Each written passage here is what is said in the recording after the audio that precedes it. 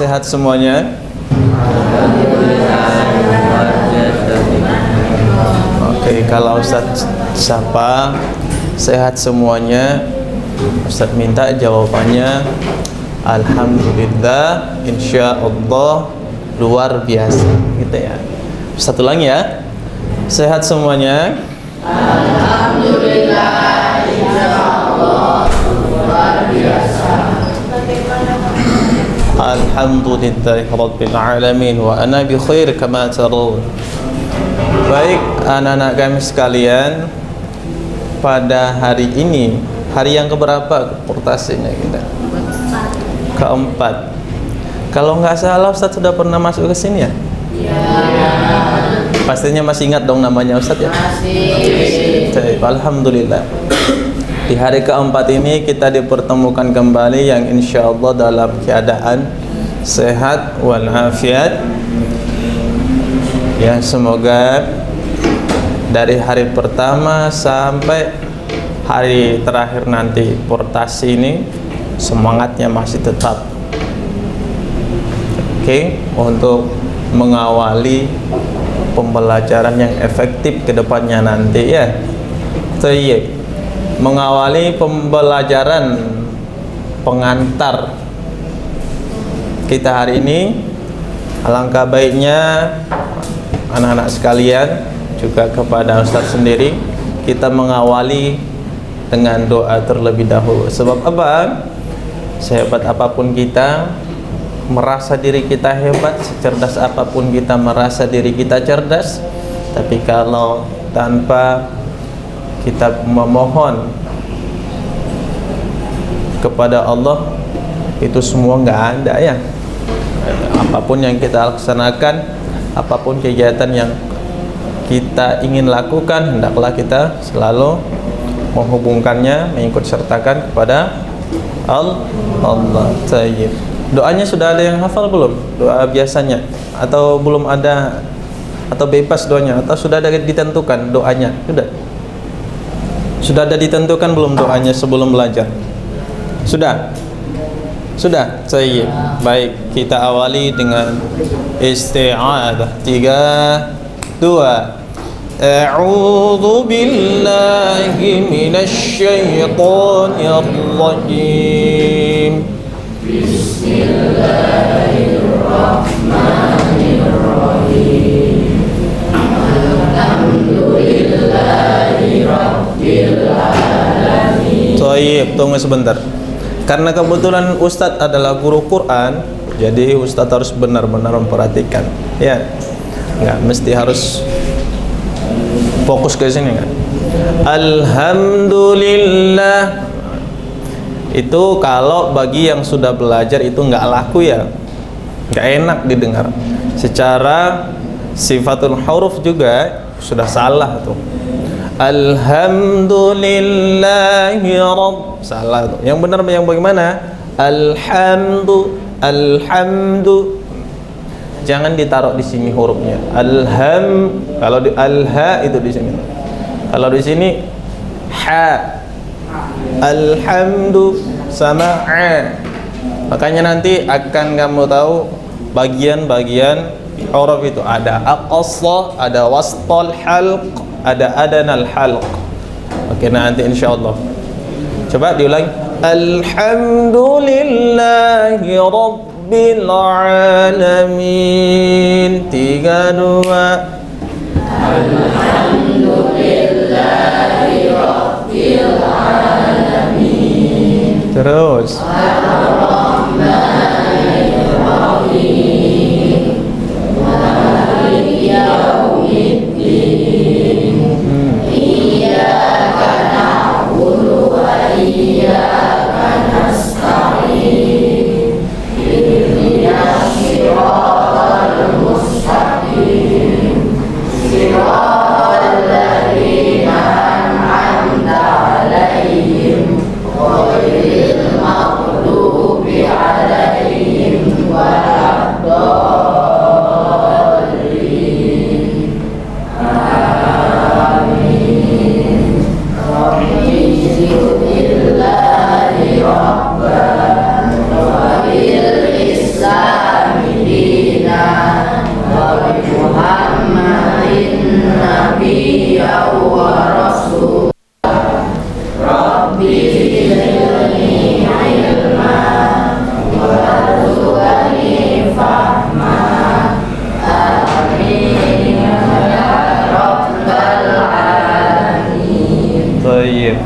Alhamdulillahirabbil alamin. Ada yang tahu arti doa yang barusan dibacakan? Coba angkat tangannya bisa. Oke, nanti alangkah baiknya, afdolnya, nikmatnya doa itu kalau kita juga paham yang kita doakan ya, khususnya yang Arab. Raditu billahi rabba, aku ridha Allah adalah Tuhan, wa bil Islam Madinah, Islam agamaku, wa bi Muhammadin nabiyya wa rasulah, dan Nabi Muhammad adalah utusan. Rabbi zidni, ya Tuhanku tambahkanlah kepadaku ilmu pengetahuan, warzuqni, karuniakanlah kepadaku fahma, pemahaman. Terus apa lagi? Amin ya rabbal alamin, kabulkanlah ya Allah Tuhan semesta alam ya. Nanti insyaallah diusahakan biar hafal ya, dipahami makna doa yang kita bacakan supaya lebih nikmat kita berdoa ya. Baik.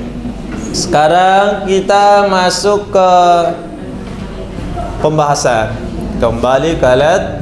So, fokus ya. Fokus. Apalagi ini masih pagi kan? Ada di sini yang belum sarapan? Wah, sarapannya biar semangat, biar nggak lemas ya. Apa judul tema kita hari ini? Pengantar ibadah salat dalam Muhammadiyah. Oh, seriusnya jadi murid yang pintar itu kudu harus teliti ya, harus apa ya? Harus kritis, bukan krisis ya, kritis.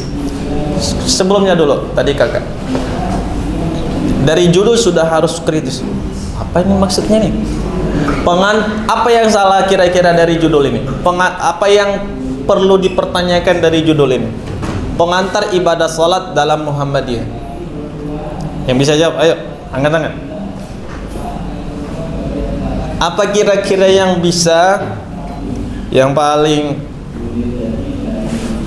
apa ya, yang paling tepat untuk dipertanyakan dari judul ini?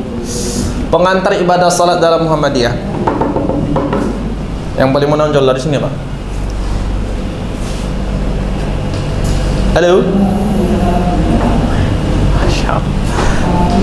Berarti dari judul ini ada salat itu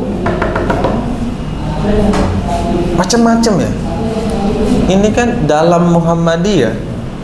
Berarti salat itu selain daripada dalam Muhammadiyah juga ada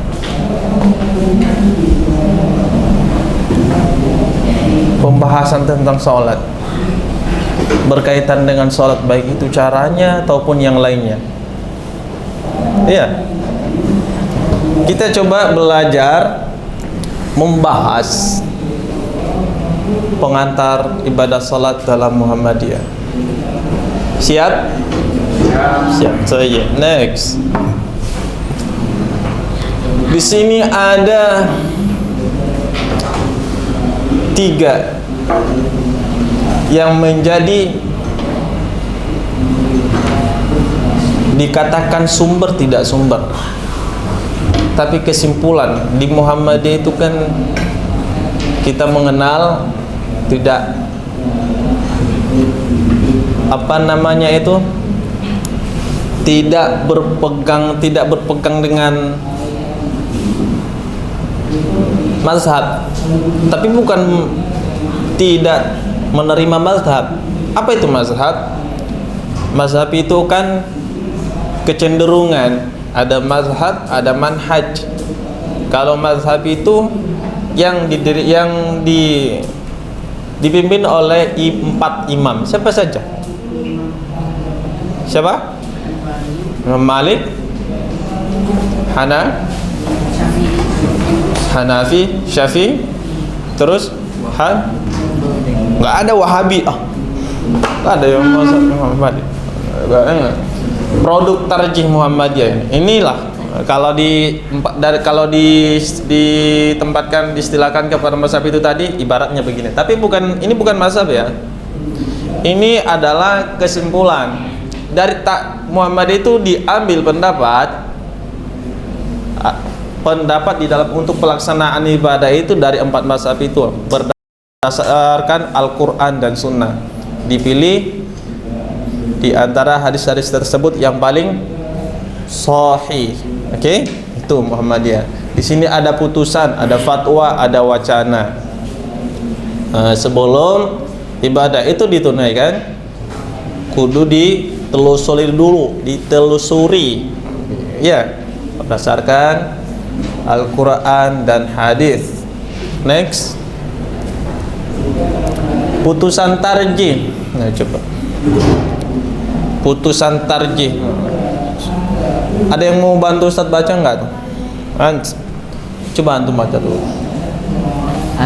Putusan tarjih adalah keputusan resmi Muhammadiyah dalam bidang agama, bukan keputusan majelis tarjih, dan mengikat organisasi secara formal, walaupun dalam praktek di lapangan terkadang diabaikan dan banyak warga Muhammadiyah tidak memahaminya atau bahkan tidak mengetahui beberapa butir penting daripadanya. Nah, yang kedua antum. Putusan-putusan tarjih biasanya dimuat dalam berita resmi Muhammadiyah. Ada nggak yang tidak paham dengan yang pertama? Putusan tarjih adalah keputusan resmi Muhammadiyah dalam bidang agama. Putusan resmi yang diadakan oleh Muhammadiyah dalam urusan agama, bukan keputusan majelis tarjih. Dan mengikat organisasi secara formal, walaupun dalam praktik di lapangan terkadang diabaikan. Ya jelas ya bahwa tarjih itu dibuat oleh Muhammadiyah, bukan dibuat oleh di antara salah satu mazhab yang tadi, imam mazhab yang tadi ya. Jelas ya, jadi jangan bingung lagi tarjih itu siapa sih yang buat? Imam Malik enggak? Syafi'i bukan? Jadi orang tarjih itu dibuat oleh, diresmikan oleh Muhammadiyah.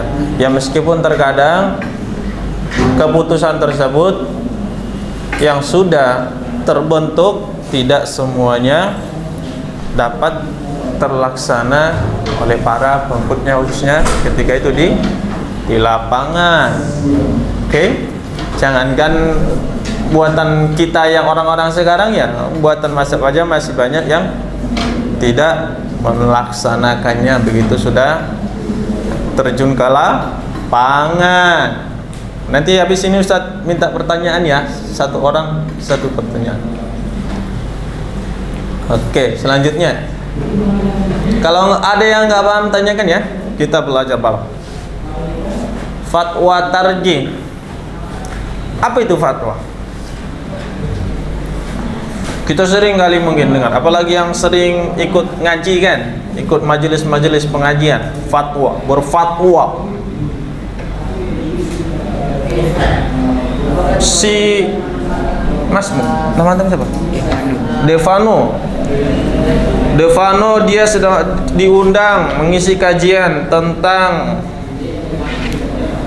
toharo. Lalu kemudian aslinya kan ibadah itu akan diterima oleh Allah manakala bersuci. Dia berfatwa. Devano berfatwa tidak mesti harus berwudu dan juga tidak mesti harus bertayamum. Cukup dengan niat saja sudah cukup memenuhi syarat sahnya sholat katanya. Salah apa benar? Salah apa benar tuh? Salah. Dia berfatwa, dia melahirkan, membuat pikiran sendiri, menentukan hukum sendiri. Nggak boleh, itu fatwa ya. Nah ini fatwa tarjih.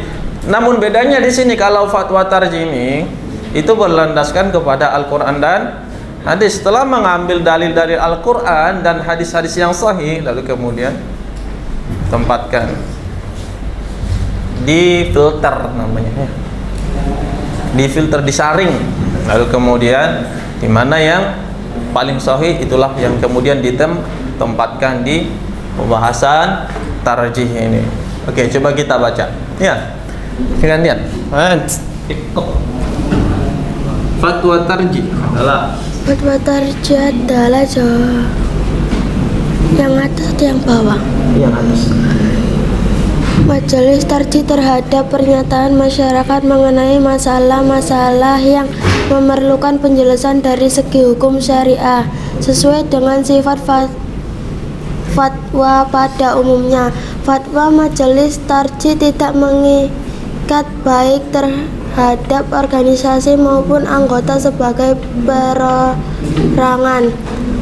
Bahkan fatwa tersebut dapat dipertanyakan dan didiskusikan kembali. Oke, jelas ya bahwa fatwa itu adalah penjelasan terhadap hukum syariah. Penjelasan yang seperti apa? Itu tidak terlepas daripada pedomannya Al-Quran dan hadis. Seperti yang tadi sudah Ustadz jelaskan, mengutip hadis-hadis yang sahih dan dalil yang kuat dari Quran, lalu kemudian itu dijelaskan. Oke. Dan ini juga tidak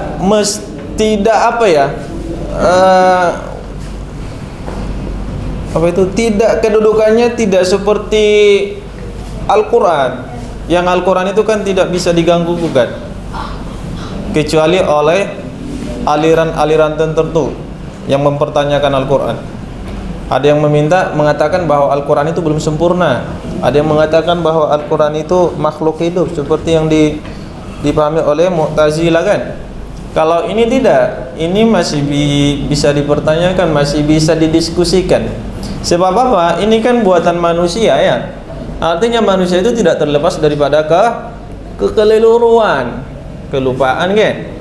Sebab itu di dalam tarjih ini membuka peluang untuk diskusi dalam rangka untuk meningkatkan, memperbaiki, meluruskan apa yang tidak lurus, apa yang belum lurus. Itu di tarjih ya.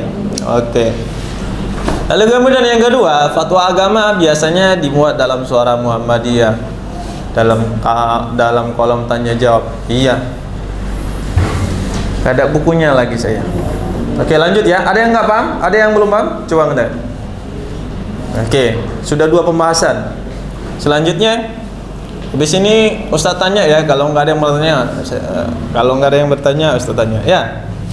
Wacana. Apa itu wacana? Wacana adalah apa? Wacana adalah agasan Bukan agasan tuh ya, gagasan nggak ya?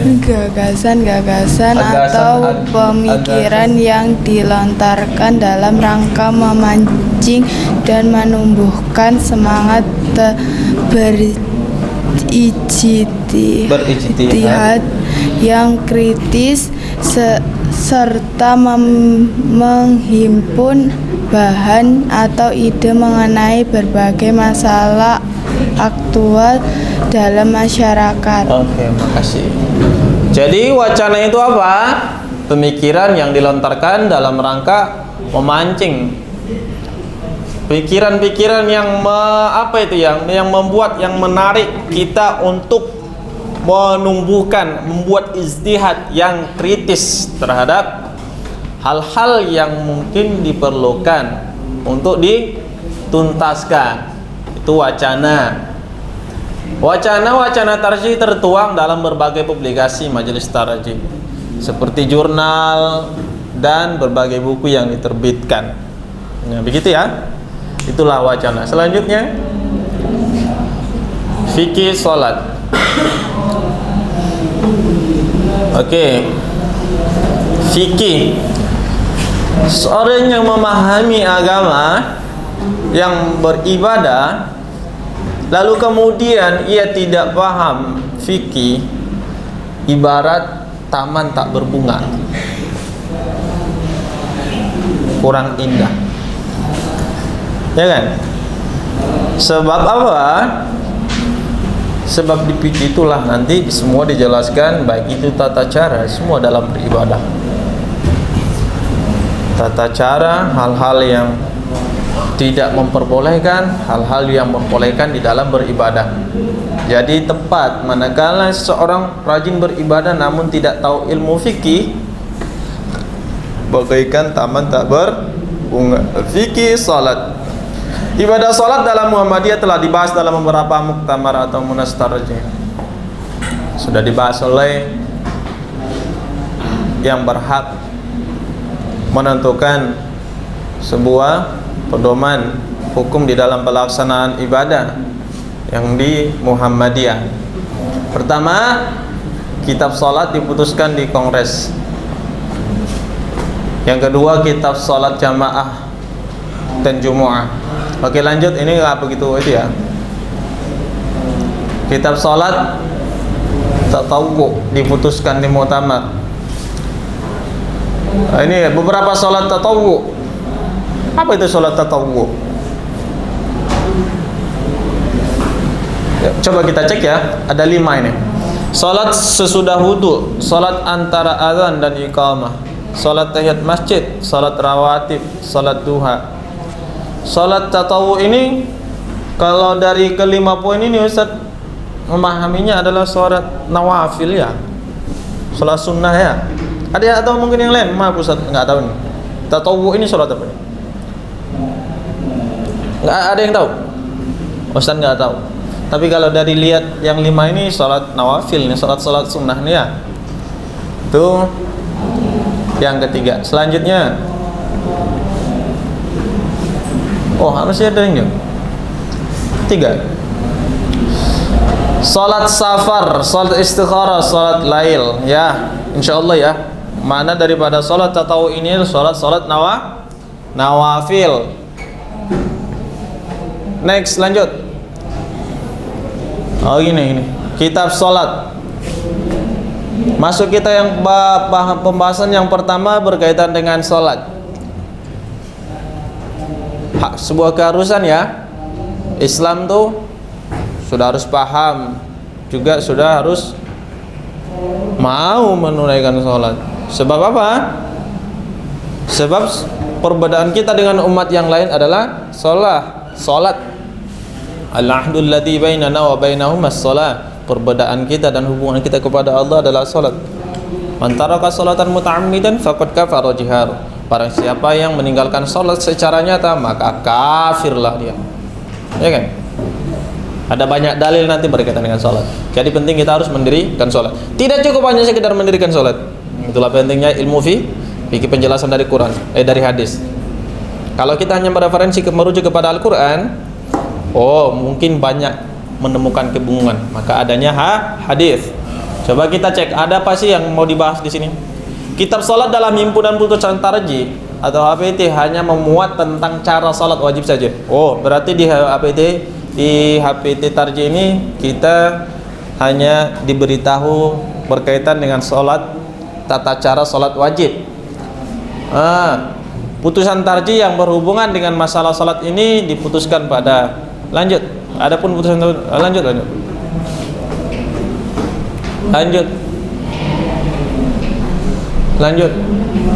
Habis. Lanjut.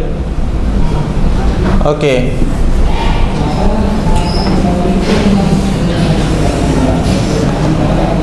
Selanjutnya kitab salat jamaah dan Jumat.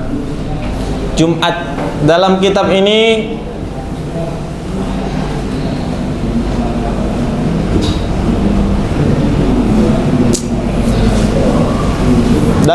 ini dituntun tentang azan. Ini salat jamaah dan Jumat ya. Dituntun, diajarkan, diberitahukan kepada kita tentang yang pertama azan, iqamah, salat jamaah dan salat Jumat.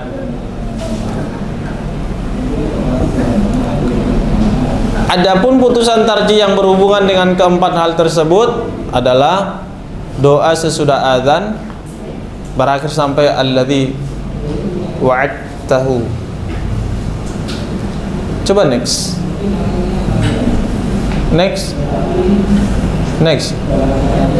Sudah. Baik. Coba kembali ke judul tadi.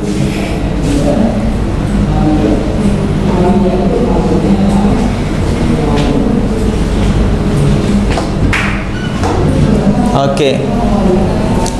Coba kita ulang kembali.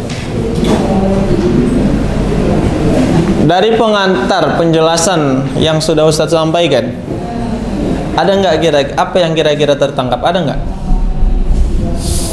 Ada nggak yang bisa diterima dari yang Ustadz sampaikan?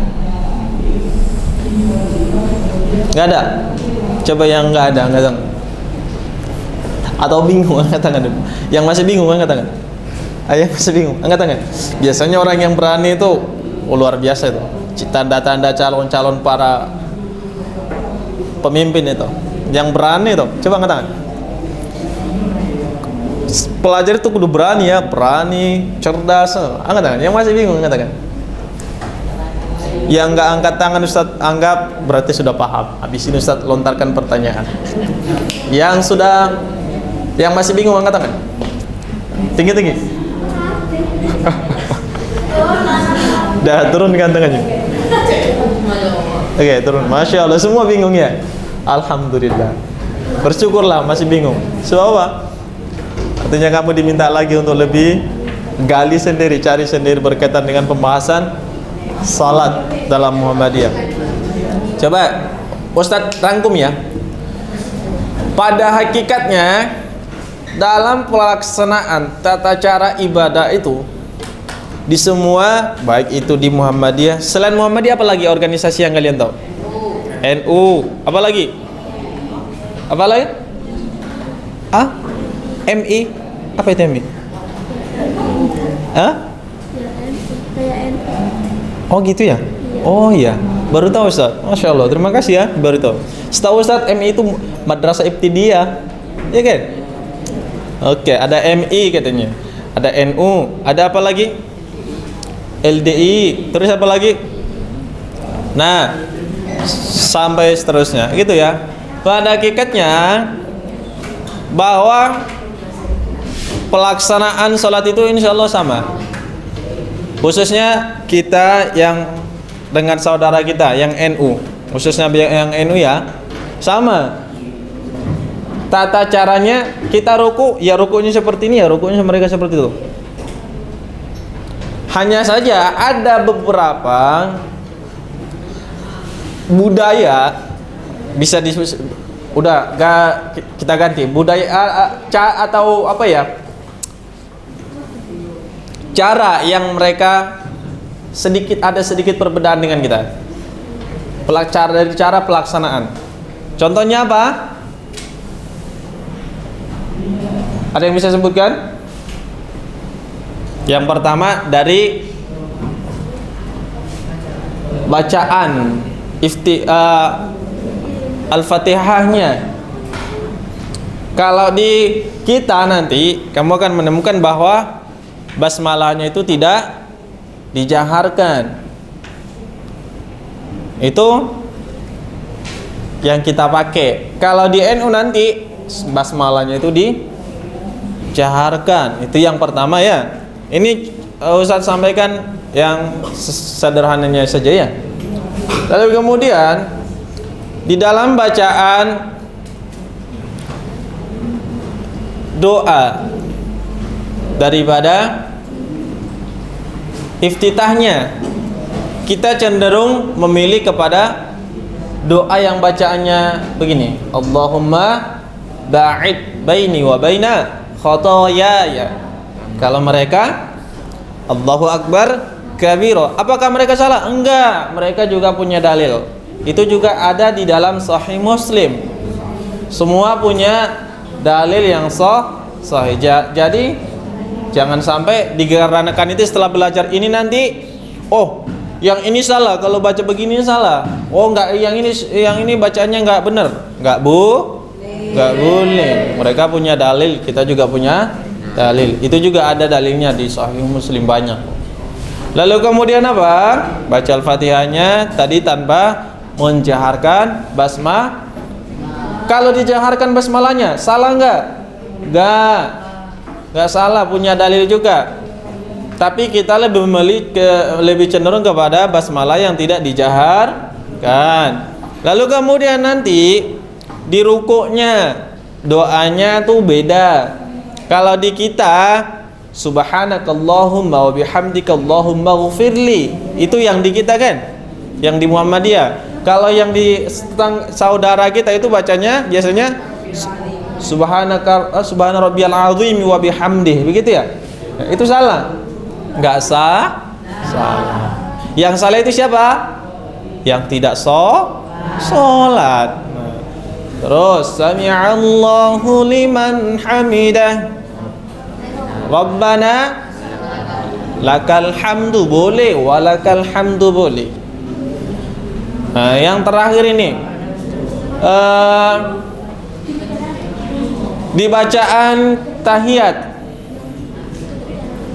akhir, kita tidak memakai yang menggunakan kata Sayyidina, Allahumma salli ala Sayyidina Muhammad. Kita enggak. Di teman kita, saudara kita pakai. Apa mereka itu salah? Tidak. Tapi ingat tadi di garis bawahnya bahwa kita punya kecenderungan tersendiri. Jadi tidak punya kesempatan, tidak punya peluang buat kita di dalam menyalahkan orang, apalagi itu saudara seiman. Oke? Jadi jangan sampai nanti ada kedengaran, ada anak sekolahmu baru kelas 7 yang baru masuk, baru belajar pengantar sholat, pengantar ibadah sholat Muhammadiyah, udah langsung nyalahkan temannya, bahkan ibunya pun disalahkannya. Bu, salah tuh, nggak ibadah begitu. Jangan, nggak boleh begitu. Kita nggak mengajarkan seperti itu ya. Oke ya, oke ya mas. Dengar saya. Jangan sampai ada menyalahkan. Lalu yang terakhir tadi adalah yang kurang. Kita pakai kunut. Dengar ini. Ini kalau gagal paham bisa salah. Kita pakai kunut. Tapinya ini yang penting. Kalau saudara kita pakai kunut setiap subuh. Kalau kita pakai kunut nazilah. Saat kapan? Saat terjadi ada fenomena-fenomena yang dibutuhkan untuk doakan, baru kita akan melaksanakan kunut nazilah. Itu pun tidak mesti tidak mesti di subuh. Oke? Itu bedanya. Itu sekilas pengantar salat, tata cara salat dalam Muhammadiyah. Insyaallah nggak ada perbedaan yang yang mungkin itu berbahaya dilakukan ketika itu ada di NU ataupun di Muhammadiyah. Insyaallah sama. Oke ya. Kita ini sampai jam berapa ini kakak? Udah habis? Masya Allah, udah habis.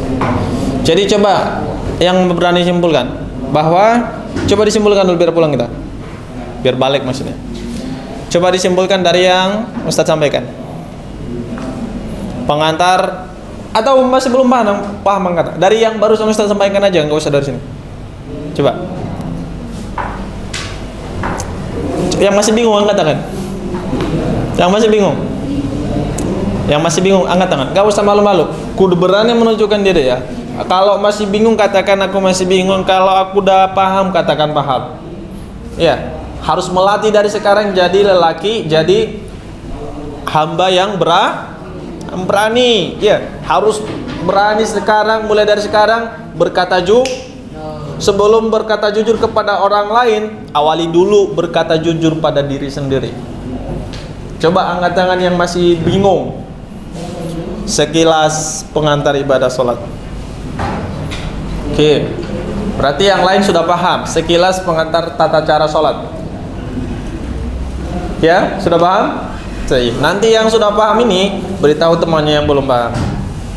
Kalian di sini tuh satu kelompok, satu kelas, saudara. Oke? Harus jangan biarkan satu orang diantarakan yang lebih pintar terus temannya yang belum dibiarkan. Oh, nggak boleh begitu. Pintar, satu pintar, kudu pintar semua, usahakan. Saling bantu memberitahu, saling mencintai, menyayangi. Oke? Oke. Ada yang mau ditanyakan? Ada yang mau ditanyakan? Yang nanti ada pertanyaan Ustaz kasih dia. Ada yang mau ditanyakan? Oke, kalau nggak ada, oke. Apa pertanyaannya? Boleh nggak sih kalau salat itu doanya kayak NU? Soalnya dulu aku salatnya itu doanya NU. Masya Allah. Bagus banget pertanyaannya. Ustaz, boleh nggak doanya itu seperti doa NU? Doa itu apalagi sesudah salam ya, tidak ada ketentuan. Oh, ini doa NU, doa Muhammadiyah. Gak ada ya. Doa itu bebas, apalagi sesudah salam. Ya, yang beda doa ketika ruku itu tadi, ruku sama sujud. Sama ketika doa iftitahnya, Allahumma ba'id. Ya, kalau sudah salam, doa seperti apapun, yang penting kamu paham apa yang kamu minta. Kamu tahu apa yang kamu minta kepada Allah, nggak apa-apa. Oke? Doanya, hadiahnya nanti datang ke ruang guru ya, atas. Ya. Oke. Itu ya. Jadi nggak apa-apa, nggak masalah. Ada lagi yang mau bertanya? Ayo, jangan malu-malu. Ada yang mau bertanya lagi? Baik, kalau sudah nggak ada yang bertanya, terima kasih sudah mendengarkan. Semoga apa yang Ustaz sampaikan bermanfaat. Apa yang belum jelas, semoga nanti kamu terdorong untuk mencari tahu sendiri. Dan insya Allah nanti akan lebih dijelaskan oleh guru mapel kemuhammadiyaan. Oke, sekian. Mohon maaf apabila ada penyampaian yang tidak jelas. Atlubu afwa minkum. Assalamualaikum warahmatullahi wabarakatuh.